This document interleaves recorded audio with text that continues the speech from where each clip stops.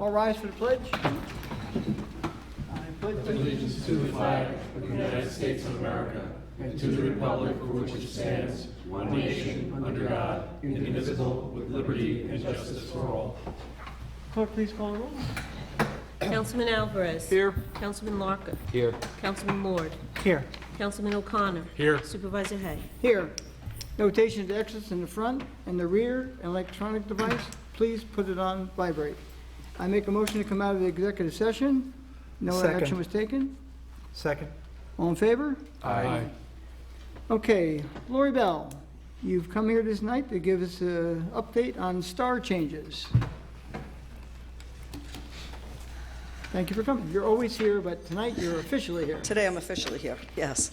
So a couple of months ago in September when the school bills came out, there was the flurry of confusion and questions because that's when the state really implemented the most recent change.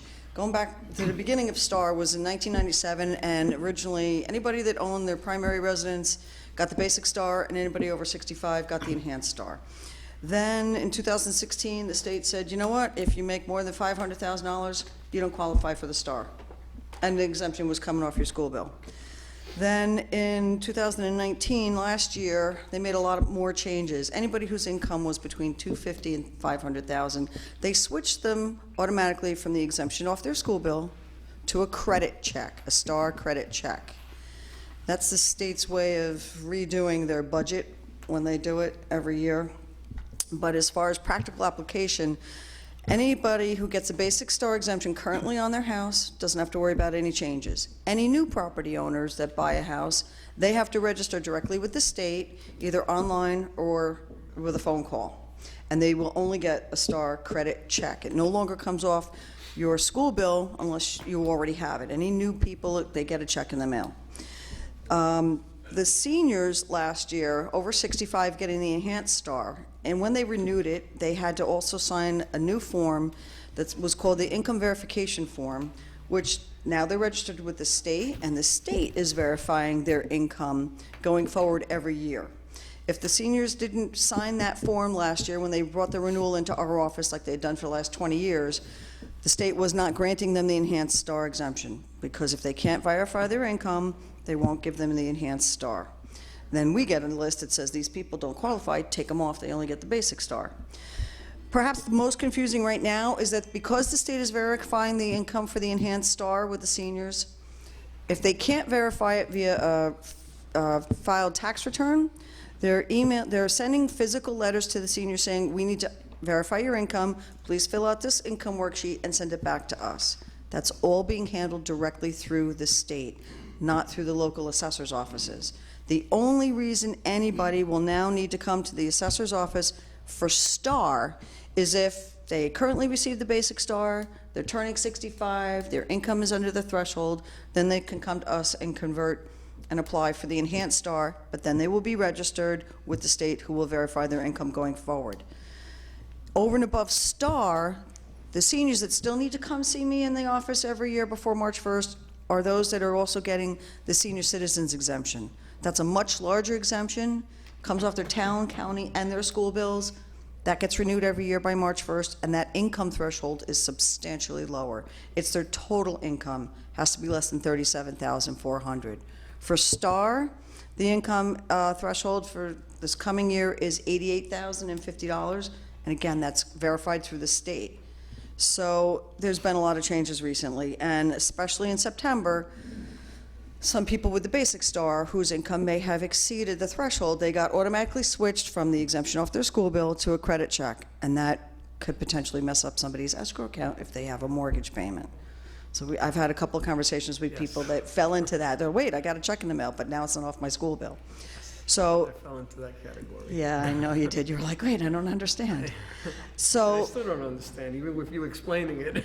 there's speculation that the state might continue to drop the income threshold for the basic STAR and switch people to the credit check instead. The state is touting the benefits to switching to a credit check is that there's up to a 2% increase in the benefit amount if you switch to a check. There's no guarantees with the state. If you have the exemption off your school bill, do not switch to the credit check, especially if you have a mortgage. It's just not worth it. Lori, quick question for you. Would Sure. they check, do these qualifications, are they gonna be checking these annually? So if your income were to pass a qualification, you'll automatically go into a different type of rebate for Star? Yeah, so this, because basically, anybody that files a tax return, which is 90% of the population, the state is looking at your tax return, and they're saying, you qualify, you don't qualify, you qualify, you don't qualify. So if you're over 65 and you were on the enhanced Star, and let's say, I don't know, you inherited $100,000 from a friendly aunt, then that income for that year would push you over the income limit for the enhanced Star, and the state would say that we get a list once a year, and it says, nope, these guys no longer qualify this year. They get dropped to basic, and then the following year, the state looks at their next year's tax return, and so once they're enrolled, the state's going to verify from year to year. And then again, if the state's making any additional cuts for the basic Star in terms of, I shouldn't say cuts, lowering that income threshold to qualify for the exemption off your school bill versus switching you to the credit check, that all has to do with potential changes in the state legislature. So it all depends. I haven't heard anything that's brewing, but I guess it all depends on when that budget gets passed for the state. Edwin, did you have a question? My question was going to be, you answered it, was, Okay. I assume the state is verifying income based on your tax returns? Yes, as well as your residency, because if, like, let's say you have a PO box that you use for your driver's license, your registration, your tax returns. If they can't verify that 123 Main Street is your primary residence, they may reach out to you and say, hey, listen, you need to give us some additional documentation. What about if you have, a senior that, hey, I haven't worked, I don't file income taxes, just leave me alone type deal, even though it would be to their benefit, I'm sure, to file, for the. Yeah, it all but depends. Can they just still come into you and say, I want to apply for this, or? Only if it's a new basic to enhanced Star application, and then it's a one-time in my office, they sign up that automatic verification with the state, and the state verifies it going forward. But to your point about those year-end, that say the 1099s is all they get from Social Right. Security, maybe a pension, Right. and they're not filing a tax return, those are the ones it seems like the state is reaching out to with a hard copy letter saying, hey, we need this information about your income in order to see if you still qualify for the enhanced Star for 2020. And last question, I guess income is it's gross, or, it doesn't, is it based on individual, or if you're married, combined income? So Because- for the enhanced Star and the basic Star, it's your federally adjusted gross less any IRA distributions. And currently, they're looking at your 2018 tax return for the 2020 school bill. It's supposed to be your most recently filed tax return. So most of us haven't filed a 2019 yet. We don't even have the statements yet. Exactly, So right. that's why it always seems like they're 2 years behind, but Okay. it's It's a really like year a for year. tax filing purposes. Thank you. Yeah, sure. Anybody else? Okay. Thank you. Thank you. Okay. I make a motion to go into the work session. I'll second. All in favor? Aye. First item is discussion State Line Realty.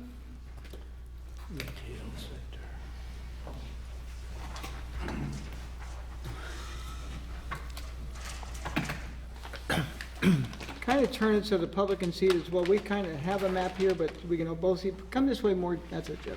Okay. I think they can see both. Just state your names for the record, and if you can give us a very brief history of what was there and what you're proposing in the change, if you could. First of all, my name is Paul Kamada. I've been a developer up in Putnam County since... Can you hear him out there? I can't hear him well. Can you hear him? Okay, I can Okay, hear I'll you. speak a little louder if that's better. My name is Paul Kamada. I've been a real estate developer in Putnam County since 1986. So it's about 33 years I've been here. The last time I was in front of this board was probably 8 or 10 years ago. I think it was 40 pounds lighter, and probably I'd say my balance sheet looked a little better 8 years ago than it does today. Hair was a little darker too. Excuse me? Your hair was probably darker. Hair was a bit darker also. Yes, there's a few changes. So I'm here today to talk a little bit about the project, but really just as a courtesy to be here so I can answer questions directly of the board, because I don't go to the meetings. I leave it up to the professionals to handle it. Quite frankly, they do a better job than I do. But I wanted to be here tonight the first time just to talk to you fellas, and the lady at the end, of course. I've never met most of you personally. I can only tell you that in the last 10 years, the world has changed. When I was doing this for the first 20 years, I didn't solicit anybody.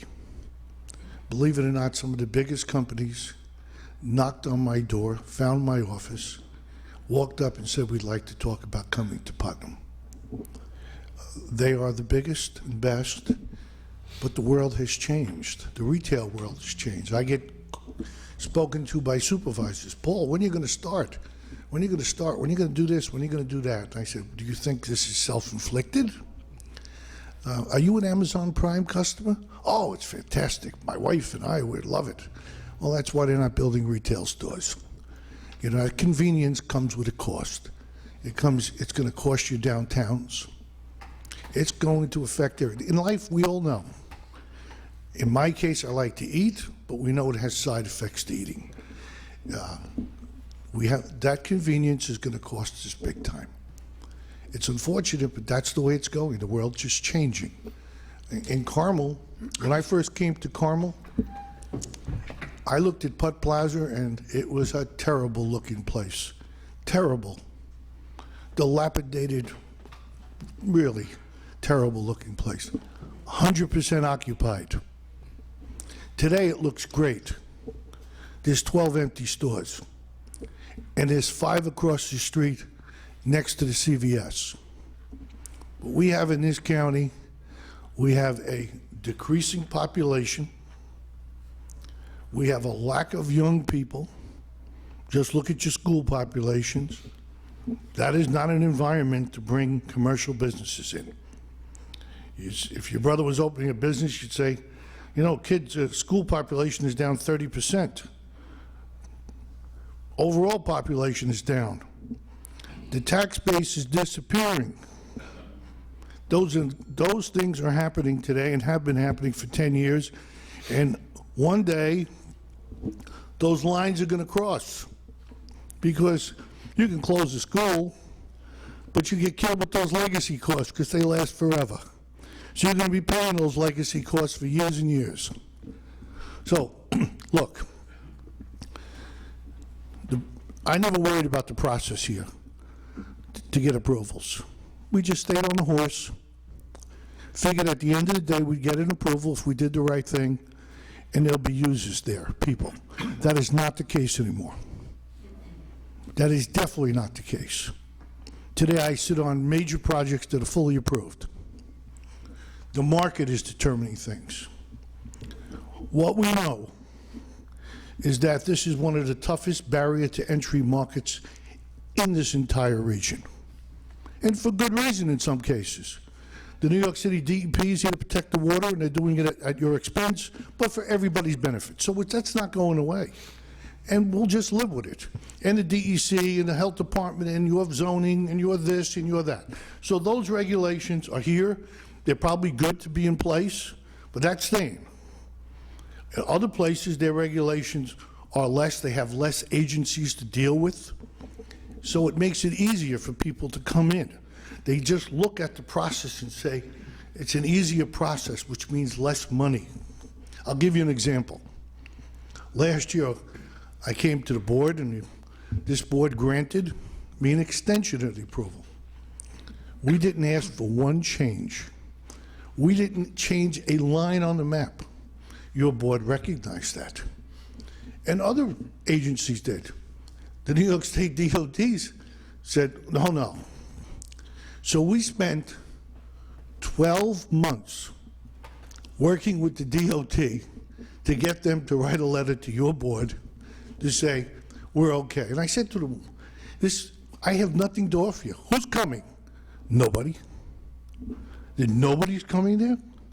I said, people, I've been fishing for 9 years. There's no fish. So why would all of a sudden I come here today and have answers for you? So we spent 1 year just getting the letter that was sent to your board to say, okay, extend the approval. And thank God, because this year we were able to catch a fish. So what I'm really saying to this town, and other towns ask me, Paul, what can we do? There's not a lot you can do. The regulations are here. You're not going to lower your regulations. They're probably fair. So that's in place. The DEP is going to do what they do. The DEC is going to do it. It's all fixed. So we can't change that. All I would say is when people come in, and I'm not talking about me. Well, I'm here 32 years. I'll be here till I die, okay? That's just a fact. I'm chained to the boat. I'm like Ben-Hur. Remember Ben-Hur? He was in the boat. When they were in battle, they chained all the slaves to the oars and said, if you don't row fast, you'll go down with the ship. So I guess I'm chained to Putnam County. But what I would say is this. When you do get applicants come in businesses, they're not used to this. They aren't. They'll go to Connecticut and they'll be approved in 3 or 4 months. You can't offer that. They'll go even in other parts of New York and they'll be approved. So what you really have to do is put on a kinder face. You know, if you're in the hotel business, keep the light on the front door. Make sure your sign is lit. Keep the welcome mat out. Because we're never going to change the regs and the way business is here. But when they come in, we're going to have to be very open to them. We can't change the regs. But be open. Be receptive. Put on a good face. And maybe, like in this case, they'll spend $5 million in the county. And maybe they'll employ 100 people. I don't know. But that's the only thing we have now. I've been fishing for this guy for, well, I met him 6 years ago. And when I was on a conference call, I didn't realize years later that the gentleman who I was talking to had a British South African accent. He was actually the CEO of the company. We couldn't make a deal. I told him, that's just not, we can't do that. It's impossible. I'd love to have you 6 years ago. Thank God they came back. But we deal in time frames. These companies today, they know there's nobody behind them. So when they say jump, the old saying, we say how high and how many times. They have blackout periods. If we can't build by this month, no problem. We'll build next year, maybe. If our stock is still high. Because we know one thing, timing kills everything. All my commitments I had over the years are all gone. Timing. So when we have that fish and we got him on a line, he's around the boat, we can't be fooling around with the line because he will swim away. And you've got to understand that. And Putnam County has to understand that. And the county has to understand it. Otherwise, and one thing good, if we can get a couple of fish, maybe one here, maybe one in Carmel, maybe one in Patterson, they seem to follow each other. But right now, if you drive through Putnam County, and maybe there are some people who like it, but the thought of overdevelopment, never again. The sight of a bulldozer is a rare occurrence in this county. This country's been under a 10-year expansion, 10 years. And in the last 2 or 3 years, we've seen a big increase in expansion. We've seen none of it. And you could say that's the case for a lot of counties in the state of New York. You could say make the case. You cannot make it about Westchester. They have a growing population, a growing tax base. They have sewer, we don't. Maybe in years to come, after I'm gone, you'll work on getting sewer to come, but it won't be in my lifetime. I just know. I hear plans and I say, that's for the next guy. So just be open. be receptive when they come in, if it's me or if it's one of the other developers, because it's important we start getting a little bit of traction. And I'm not looking to cut any corners. I'm not looking to fight with anybody. Okay? We just want to see if we can I want to get these guys in the ground so I can meet their blackout period. So they don't tell me next year and then I find out, oh shit, the stock dropped 15%. They've cut back on all extensions. I get the letter, sorry, Mr. Kamada, you couldn't deliver in time, we're gone. It's happened to me. So with that, I'll turn it over to Jeff, who can give you some questions. If you have any questions while I'm here, I'd be happy to answer any of them. And here's to Putnam County. Hopefully we can see a little something happening. Thanks, guys. Thank you. And the lady at the end, I'm sorry.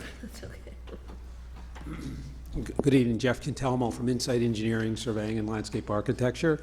I'll be brief. Just for the public's background, we're here before this board because this board has approval authority over large retail establishments, both for site plan and special use permit. And because of that, they also pick up permitting authority for the wetland permits. We are also at the same time before the planning board, who are reviewing our subdivision and lot line change. And what we're proposing this evening is the first phase of a real user for the State Line Retail Center. State Line was originally approved, I think, in '09, had several extensions, several reapprovals, included over 200,000 square feet of retail and also an office component. The current proposal with the Restaurant Depot is for a 57,500 square foot building on what would be the center lot of the 44 acres. It would sit on 11 acres. And Restaurant Depot, as described in the statement of use, is exactly what its name implies. It's the Home Depot for restaurants. The only difference would be that it is membership driven. The members are restaurants, local food purveyors, not-for-profits. Restaurant Depot is a national brand. They have 135 stores in 35 states in the United States. And nearby, they have a Newburgh facility to the west, and to the east, they have a Waterbury facility. So this is a sweet spot for them. They selected this site based on its proximity to Danbury and to Westchester. As Paul said, you know, they've shown a commitment to the site. They're excited about getting this going, and we're going to be working diligently over the next several months to get our approvals in place for the refinement of our site plan associated with the changes necessary to accommodate them. And so again, tonight was just, you know, our first introduction to your board. As I said, we are working separately with the planning board. We've already appeared before them, and we're going again before them next week. So as Paul said, we're here this evening to answer any questions and also to keep this process going and hopefully planning out our next step. Okay, I would say it's kind of new to the board. I mean, you've been in front of the planning board for, like you said, 2009? 9. Okay, that's what, 11 years ago? Long time? That's when we were approved, actually. Is pretty much everyone on the board aware of where it was? What is that? Yeah. Yes. And so ask the question now if you have any. I think it's pretty, I wouldn't say simplified, but it's been well explained. I will tell you now that we're going to schedule tonight during our regular portion of the meeting, we're going to set a public hearing for the site plan, special permit, and wetland permit. We got that authorization today from AKRF. Okay. So you wanted to put that on your calendar. It's February 20th. Okay, great. It's a Thursday night, public hearing. But if the board has any questions at this point in time, I mean, ask like you away. said, you've basically scaled this down. I mean, I remember the project from years ago being on the planning board and all that. So obviously, there's still room to build other stuff. You know, if you're subdividing it, I assume, making it up, you're gonna, save room for somebody else that wants to come in. But in the grand scheme of things, is anything else changing? Obviously, no zoning is changing. Basically, the footprint that we have right now, you can just accommodate the building, and I'm being oversimplifying. You're just gonna stick it right in the middle, and you're basically done and can walk away, is Right. the way I look at it. Right, and the net is, you know, the footprint for Restaurant Depot is a little less efficient than what we had originally, so we will be losing total square footage when and if we build out. The only significant change was really driven by the DOT, and it's really not significant in that it's an enhancement. They always wanted the main entrance and the secondary entrance flipped. Originally, the main entrance was to the east, and the secondary entrance, which was just a right-in, right-out, was to the west. Can you, by the way, before we go too much further, I know, we know, but maybe the public know, can you explain to them where it is on Route 6 heading toward Connecticut? Identify Sure, it. sure. Basically, the property is pretty much halfway between 684 and the Connecticut state line. It's a little over a mile each way, so it's right in that central portion of Route 6, and it's sandwiched between Route 6 and Route 684. Okay. and as Excuse you- me, Route 84. And as you head east, it's past Ratchie's Restaurant by It's- about how much? Just past Rachi's Restaurant Quarter on the mile, right. half mile, 100 Yeah, yards? a quarter mile, our property starts. Okay. And then our property runs for probably a half mile. Does it It's go a- as far as Dingle Ridge Road? It ends just short of Dingle Ridge Road. There is one other parcel that's on the corner of Dingle Ridge after us. Okay. Yes. I know it, I want the public to know. Yep, understood. And so, coming back to the switch to the entries, that was something that the DOT really wanted. And they felt there were benefits to the highway system for that. So now, we're going to be aligned with our main entrance on the western portion of the property, and we're going to be aligned with a realigned Farrington Road. So Farrington Road comes out to Route 6 kind of on an acute angle. They're going to have us shorten that up and bring it in a more perpendicular fashion and then line up with our entrance. Restaurant Depot will necessitate some DOT improvements. It will require left turn lane into the property, which will also facilitate a left turn lane into the new realigned Farrington.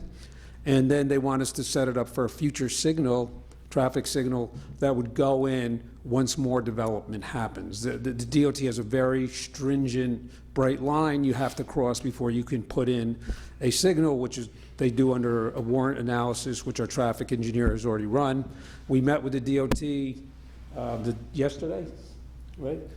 Earlier this week for a second meeting, and they're all on board with the current alignment that we have, so they're moving forward with their process. Well, right now, Route 6 out in that area, of course, is a 4-lane highway. If it's gonna propose a left-hand turn, is there gonna be like a third lane there to make that turn? Correct. So how There'll does be- that, if you have a line going like this with two, what happens when it expands? So basically what happens is you have 4 12-foot lanes there now. There'll be a fifth 12-foot lane at the intersection, and it'll be opposed left turn lanes, one that comes left into our site and one that goes left into Farrington Road. That will necessitate a widening of the road by 12 feet. That 12 feet will taper down to nothing, coming out several hundred feet to the east and the west. So you're talking about an improvement to that stretch of the roadway that may extend out 800 feet in total to accommodate those turn lanes. So a portion of the divider that's currently there, will that be removed, or are they gonna move it more to the right-hand side of it when you put the extra lane? So the median will remain, the median will shift at the left turn, and so the lanes to the north of us will also shift. Okay. And again, what you're seeing is, it's like a snake who just ate a mouse 12 hours ago. It's in the middle of them, right, where it's wider, and it tapers back down in both directions. Do you have to donate land to the DOT to make these improvements? Our traffic engineer has informed us that there's adequate right-of-way to accommodate those improvements, but in addition to that, Mr. Camarda controls the property on the north side also. The only reason I ask is, I know in other projects when I was on the planning board, that process could take a long time. So Correct. you know, you may want to look at doing that now, so it doesn't. We already have, thank you. Okay. Yeah, you're absolutely correct. It's a very long process, but we don't need to get involved. Well, so if you make those improvements, so I use Joe's Hill almost every day, and it's a really dangerous pulling in there from Route 6. So having a turning lane from Route 6 onto Farrington to access Joe's Hill, I think is a huge plus. Right. Will this entrance, Joe's Hill to Route 6, stay open, or will that be closed? That will remain open. Okay. I think the light is actually going to, when it's put in, the light is gonna make it easier because there'll be a natural break. Understand some basic facts is that Route 6 in Southeast is probably the most overbuilt, underutilized road in the county, and Supervisor knows that. He had a business on that road for years. I think it carries 7,000 cars a day. It's 2 lanes in each direction. Route 6 in front of my office in Carmel is 1 lane in each direction and carries 16,000 cars a day. So Carmel has double the cars on a single lane road, and you have half as many cars with double the roadway. So we went to the DOT and we said, if we're gonna put a turning lane in, let us use one of the lanes that's out there and make it into a turning lane and not build another 5th lane. DOT said no. That was from the original point. But I must tell you, I told you I spent a year with DOT last year, basically talking about paper. DOT met with us in October. They met with us again this week. They've been very receptive. They've looked at all our papers. They understand we got it, and quite frankly, this is more of an expense for me to move that entrance, but I frankly agree with them. And I told them, I think it's a better plan. Yeah, I think it'll be an improvement there. So I said to them, I'll go for it. But no good deed goes unpunished, as we know. But DOT said to me, Paul, we got all the facts, we got all the geometry, you won't land on both sides of the road, we can get this done. I said, we got to get it done, I got to get someone to break ground. So they understood, and they've been very receptive. So I don't want anybody, I don't want to leave this meeting talking bad about the DOT, because they are, it was a very good meeting. And your planner attended that meeting, by the way, which I thought was a great thing, that she came and could understand everything firsthand for you. So that was a great thing. All right, and look, we're not looking for any favors.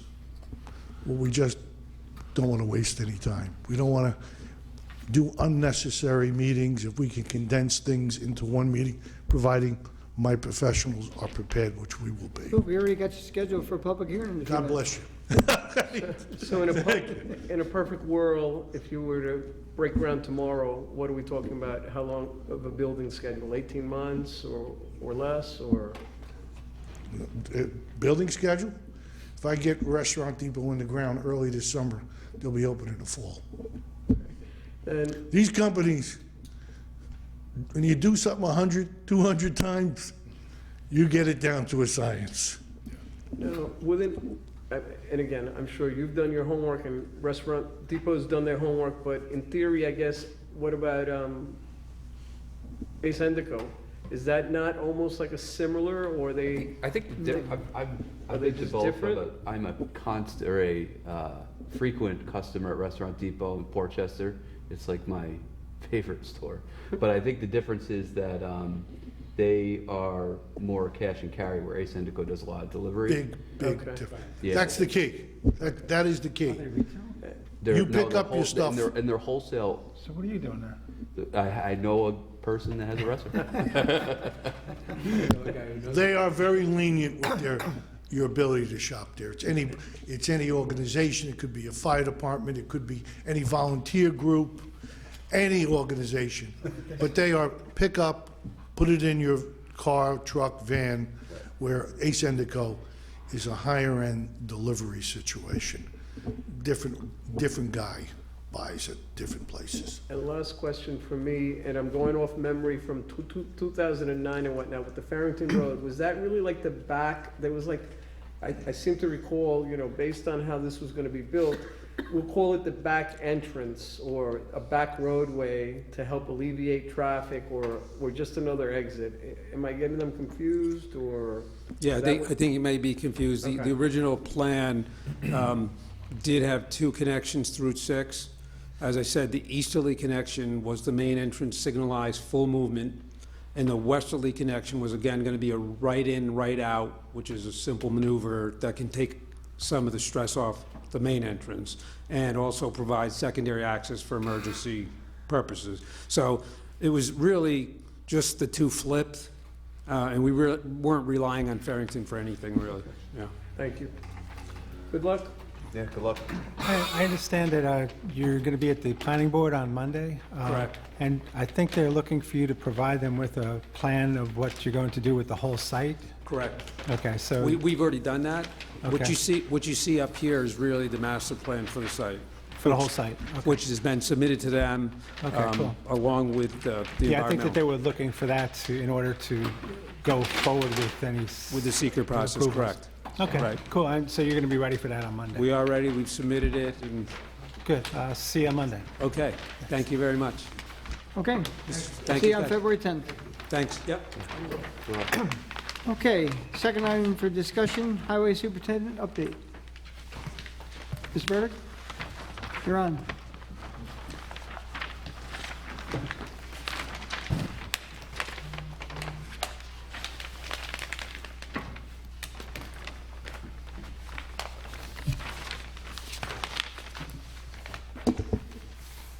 I don't know if you have the papers that I gave Yeah, up to the it's- supervisor. It's all marked WS number 2 on your Yes. agenda.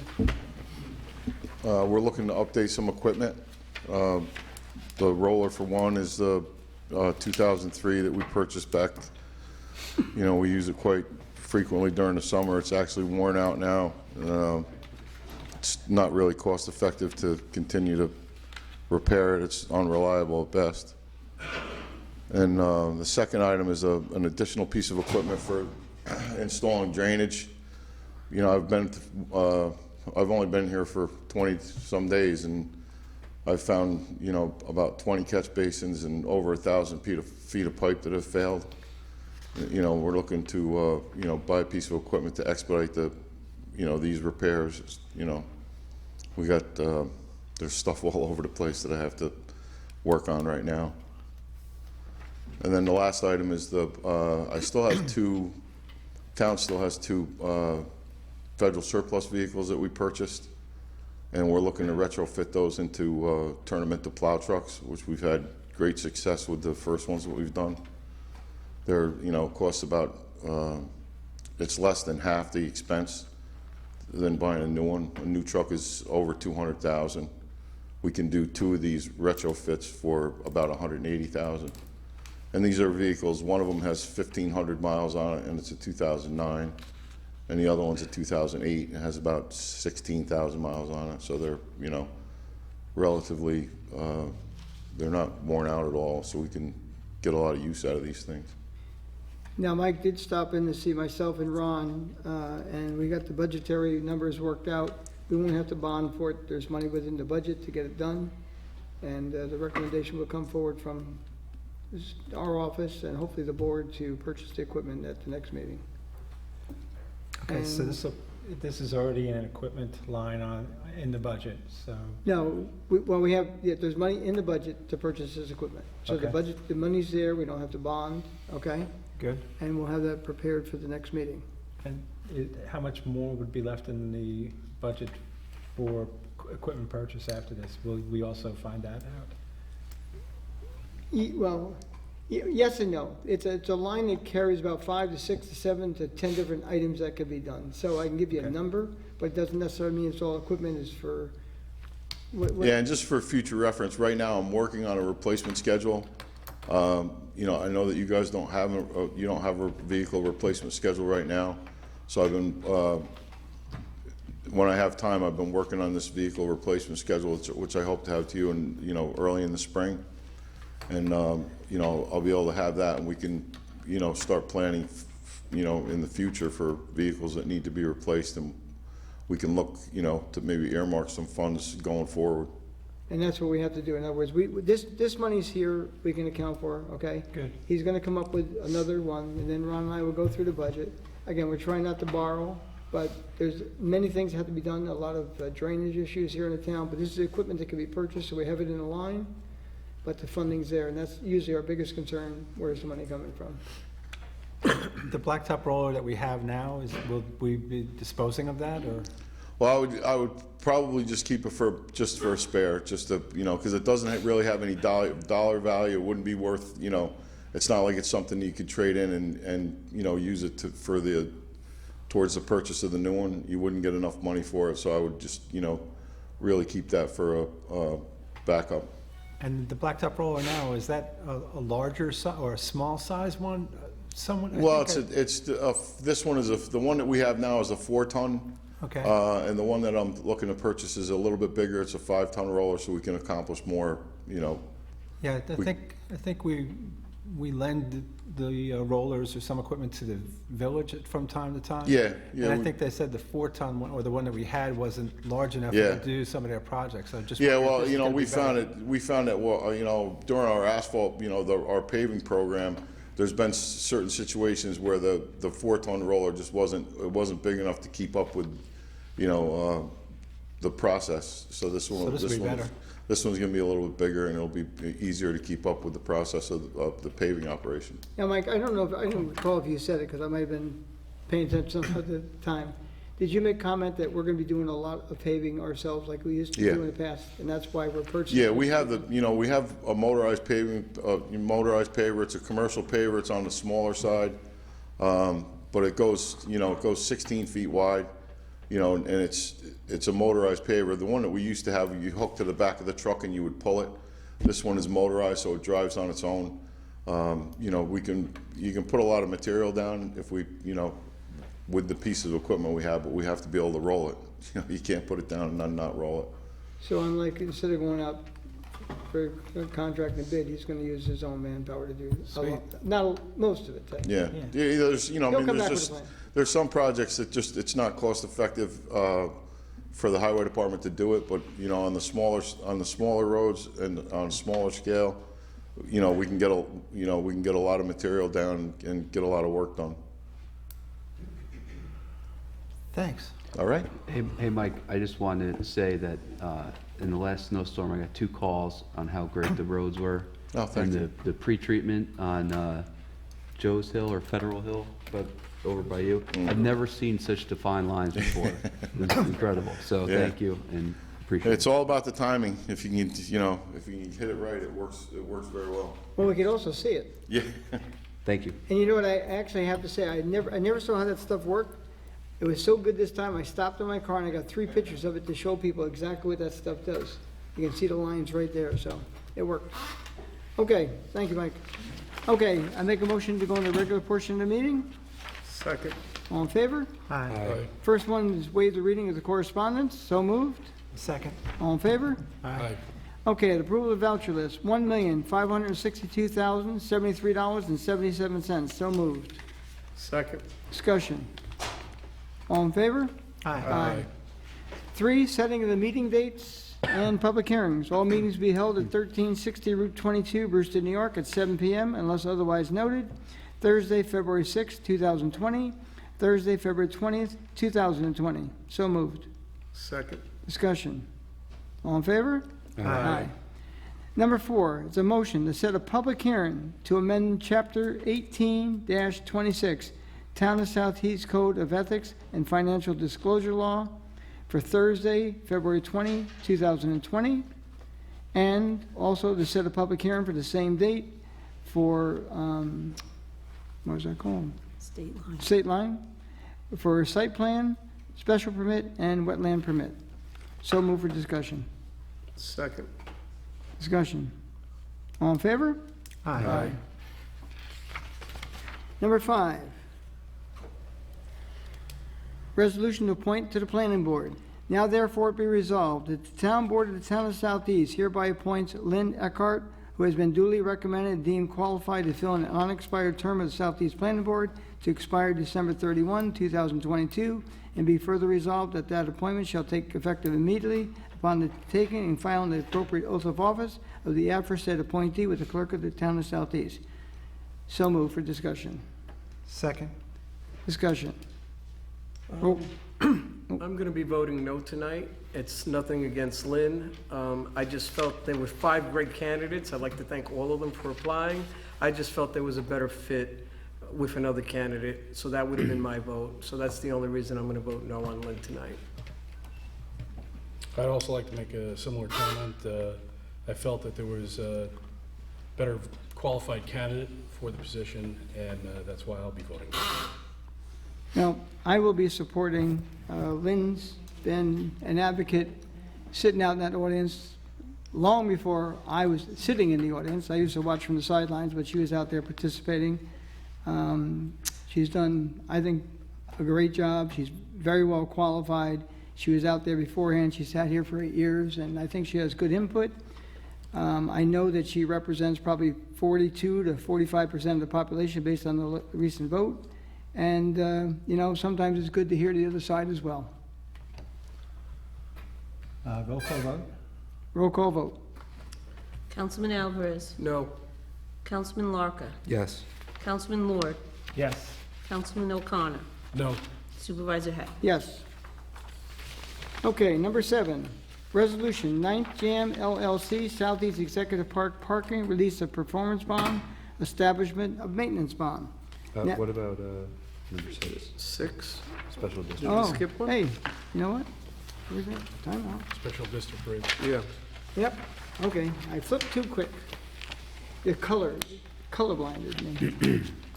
Okay, sorry. Number 6, resolution special district rates for 2020. Now therefore be resolved.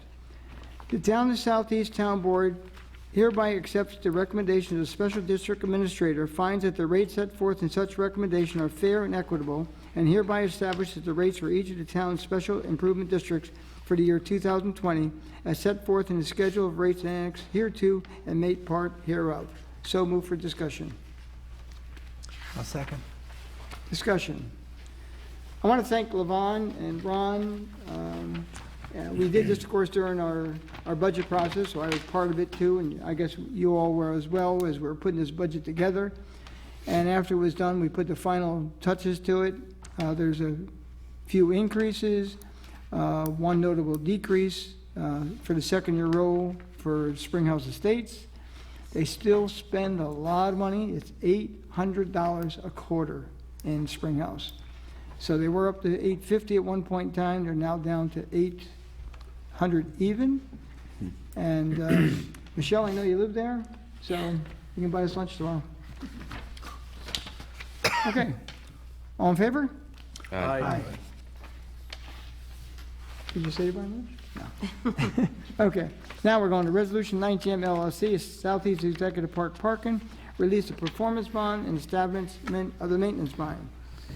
Resolved that the town clerk is hereby directed to cancel and return the original performance bond posted by 9GM LLC or its agents to secure installation of erosion and sediment control measures in connection with construction of the parking facilities and alternate access to the commercial site from Independent Way, and to return any and all original bonds, deposits, letters of credit, or other indicia of security posted in connection with the project on the condition that the applicant/owner, A, files a post-construction performance guarantee for the maintenance of stormwater facilities in the amount not less than $23,300 for a period of 4 years. B, files a landscape maintenance bond in the amount not less than $2,500 for a period of 2 years. And C, deposit the sum of $1,500 in escrow with the town clerk, such sum to be used in fund annual stormwater system inspections and reports in the event the property owner fails to provide same. So move for discussion. Second. Okay, brief discussion, just so the public knows, that's the glass building up on Route 22 where the medical offices are. The parking lot was expanded. I was up there today, and the lot is being used. The lot's a lot clearer, I mean, the number of cars there. It has a tremendous amount of traffic. It's working out well, and I think it came out very well, and thank them. And of course, the town participated. We provided them with some of the town property, which we hope to benefit by at some point in time. We have a property, have 10 acres up there. So the parking that they put in will also be utilized by the town sometime in the future. And again, it came out really well. And I would just say, anyone that goes to that facility, if you're go to the cardiac facility, park up top and walk down. It works really well for you. Okay, all in favor? Aye. Number 8 is a resolution to appoint a special prosecutor. Now therefore be resolved that the town board of the town of Southeast hereby appoints Heather Abissi, Esquire, care of Beehive, 291 Main Street, Beacon, New York, 12508, a special prosecutor in connection with the matter of People versus Dennis Santucci, excuse me, alleging violations of Town Code, Chapter 6, Dogs, and authorizes such special prosecutor to file her notice of appearance and to fully investigate such alleged violation and to commence, recommence, or continue such criminal and civil proceedings as might be necessary to secure the full, fair, and equal enforcement of laws in connection therewith, and be further resolved that said special town council prosecutor shall be compensated a rate of $150 per hour for attorney time and shall be reimbursed for all necessary disbursements made on behalf of the town. So move for discussion. Second. Discussion. All in favor? Aye. Okay, number 9, award landscaping contract for 3 years to La Tia Contractors and Landscaping. They're the current contractors with the town, and they want again to bid for 3 more years. So move for discussion. Second. Discussion. All in favor? Aye. Number 10, motion award window restoration project, 67 Main Street, Newburgh, Sash, and Restoration. So move for discussion. Second. This is for Old Town Hall. Old Town Hall, yes. The balance of the windows, the 3rd floor was done about a year ago, and the balance of the windows on the 2nd floor and the very 1st floor, basement floor will be done. Good, great, thank you. Okay? And I'd like to thank Elena, I see her out there in the audience. Elena Truscott spends a tremendous amount of time, she loves me, I tell you that now, she's on the phone all the time. Don't tell your husband that though, but I got to meet him this summer, as a matter of fact, when out there campaigning. Elena spent a lot of time putting this all together, and the studio around the corner has done a great job in helping us obtain grants, and you guys are doing a great job. Keep it up. Yeah, thank you. All in favor? Aye. Okay, I guess that's it. Comment from the public? Okay, let's not fight. We got 2 gentlemen to come up. You should be on a game show. You have your hand up first. How are you? Scott Seaman from the Brewster School Board. I wanted to thank you for your work and wish you a Happy New Year. To follow up on our communication, I know next month the Key Communicator should be meeting again, and the invitations will be going out soon. And to also follow up on communication, last year Supervisor Hay was nice enough to let us make a small budget presentation, and I wanted to see if there was some interest or availability for possibly April or May to try to get more word out there, and if it's possible to maybe make some type of presentation. Can it be smaller? Yeah, it's below 4%. Yeah, we've changed us superintendents this year, so there might be a little Time-wise and less talk. money-wise. We'll keep it very clear, and I'll have the business office contact you to confirm information on that. Yeah, give us, I won't say a month's notice, but let me tell you the dates and when you want to do it, because we have 2 meetings, like, it's usually around the 1st and 3rd, but depending on the schedule, Okay, and let's just have some time. perfect. Thank you very much. And just Thank you. one thing, Scott, I met with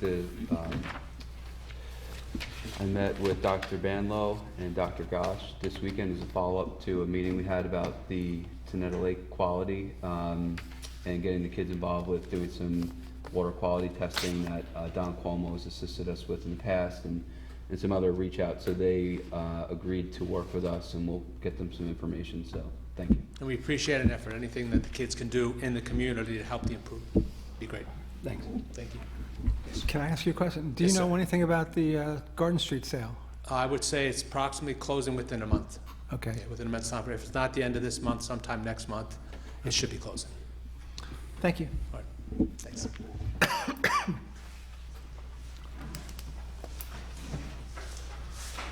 I am Paul Marini from Enoch Crosby Road, and I came up about this time last year and opened a discussion about Maple Road, and I wonder if You have to ruin anything our year. happened. You have to ruin our year. Okay, the highway superintendent's here tonight. I'll begin to speak for him to start, and if he wants to butt in, I'll let him do that, okay? Maple Road, right now, the portion from Sheckpool that's been previously paved will be repaved this year, okay? From that portion to Enoch Crosby, I think at one point in time you might have been in favor or against, and you've switched your sides since then. As you, are you? No, I don't No, think you're he ever still switched. against? Never. He's I'm for. Four, okay. Any rate, he's new to the position, he's looking into the situation, and at some point in time this year, I believe he will be back in front of this town board with a recommendation. Okay. You know, we've gone through it before and given examples of issues we've had with the road, and I just want to relate one more. Friday morning, last Friday, my wife collapsed in the kitchen, and I ran over and resuscitated her, called 911, the ambulance came. I wasn't able to go in the ambulance. I followed the ambulance to the hospital, and we had to go 15 miles an hour on Maple Road. So I'm just disgusted. You know, I can't understand why it's not maintainable. I don't blame the highway department. In the winter, it's just not feasible, in my opinion, for safety purposes. So, you know, I hope something happens, but, you know, we'll see. Well, we've had it here before, so. Mike, you want to talk? Sure. Okay. I hope your wife is okay.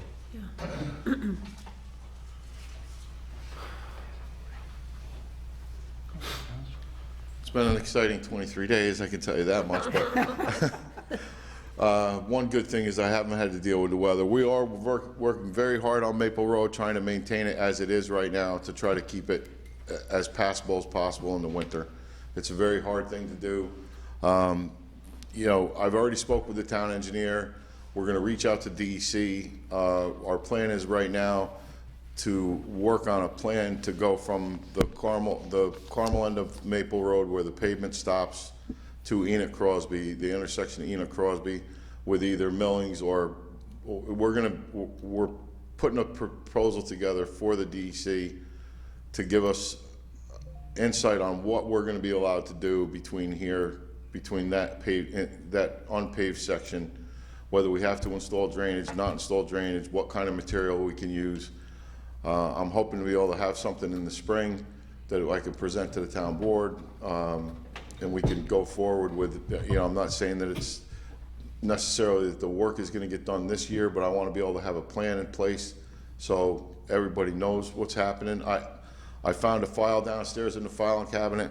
It's this thick with Maple Road. It goes all the way back to Dick Palmer. This has been an ongoing, you know, situation with the residents that live there, and you know, frankly, we need to address it, and I think the sooner we can do that, the better. And at least for right now, the one end from Enoch Crosby to the Carmel end of Maple, we're definitely gonna pave that first section coming in from Sheck Pools, and then hopefully we'll be able to have a plan for the rest of that other section up to Enoch Crosby. Thank you. Paul, just while you're back, you can just yell out. When you're talking about paving, are you talking from the end of Enoch Crosby going to the right toward the hospital? You're looking to get that portion paved as well? Or just the portion from Enoch Crosby to the left going toward Check Pool? I would prefer paving the whole thing, but at least one, Okay. either way. So if it went to from Sheck Pool to Enoch Crosby, that's what you're advocating for? Yeah. I think that's possibly doable. Okay, thank you. Anyone else from the public? Town board? Yeah, just ask a question. So the parking that's just been installed, Southeast Executive Park, Yes, and so the town has 10 acres of land up there. we have 10 acres. Is that land that people could like walk and, you know, like parkland? Is it something that we would be able to open to people, or? Not right now. I think we have to have some kind of a plan. Right now, there's a lot of dirt. Mike and I were up there today with the town engineer. Okay. Part of the deal was when we gave the land, they were gonna help, I won't say landscape, but, you know, make that more usable. Right. So let's get that portion done and see what can be done. I just know that that's like one of the highest points around. and It's one of the really prettiest pretty- points, pretty and someday cool. there's gonna be a town hall there, but I won't be here. And I'm pretty old, so. So you're running on the platform that you want a town hall there, so that's No, probably not no, gonna be no, elected? no. It's, I'll tell you, it's gotta be it's a very pretty site. It is, it's beautiful. Really, really nice. People maybe could picnic up there at some point in time, but it's also a very convenient spot for people to, you know, dump stuff on and things of that nature, so Yeah. we're working on it. Thank you. Okay. Anyone else? Okay, the bids went out for the landfill. We sent it out to solar panels. We sent out to at least 5 interested parties, some from previous, some a couple new that had been in contact with the town over the past 2 years, actually almost 3 years. And put it out onto BidNet. Today it was due by 11 o'clock, and by 11 minutes to 11, we didn't have one bid. At 10 minutes to 11, one bid came in. And we opened the bid, and it's nothing like the first one.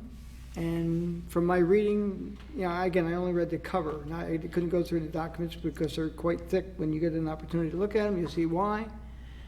The other entity, I won't say their name, but they made a bid, and they won at the time, and we were going to get substantial rewards over a 20-year period. Things have changed big time from that application to the one we just did. And we're going to get 10% of what we might have gotten before. But it's all based, one, on prevailing wage and a whole bunch of other things. So at any rate, I'm going to make a recommendation. Well, Levon was out today. We only have the one bid. Look to award it to that contractor, and then I'm going to ask them to come to our meeting on February 20th to explain in detail the proposal. Could we put it out to bid again if we weren't happy with the proposal? Personally, I would say we've been doing this now for like 3 years. Everyone had an opportunity, and if you want to do it, I just don't see prolonging it any further. What happened with New York State with solar energy, all the incentives are gone, and it's not what it was. They keep talking solar, but the money's just not there. And when you let's listen to the proposal. So if you want to wait until that point in time, is that what Maybe you we want? wait till Indian Point closes and then put it out to bid again. Yeah, that might be whatever. Okay, so what's your pleasure? No, I'd like to hear the presentation. Yeah. I agree, we've been trying to do this for years. I Yeah. mean, And, I've you been know, talking again, about this for the 12 money we were years. promised, one of the reasons it didn't happen, because they couldn't live up to the recommendation. That's what happened. So, again, have them come in on February 20th, explain there's a lot of good things, there's a lot of good things, and I'll let them make that presentation, and then we'll go accordingly. Thanks. Yeah. Okay. Anyone else? Yes, just wanted to mention, myself and Highway Superintendent Burdick attended the New York State Association of Towns training up in Albany for a few days. Some very enlightening, okay? I think they only scratched the surface. It's the new town official training. And I know Mike expressed that he'd be taking some of the highway superintendent road-specific training offered by Cornell, I believe. So we're looking forward to seeing that happen. I know one of the courses is even going to be held in Putnam County at the Bureau of Emergency Services, I think in March or something. Yeah. So about roads and everything. So looking forward to that, and I'm glad we got to attend the training. So. Okay. I'll entertain a motion. I'll make a motion to close tonight's meeting. Is there a second? I'll second it. All in favor? Aye. Thank you all for coming.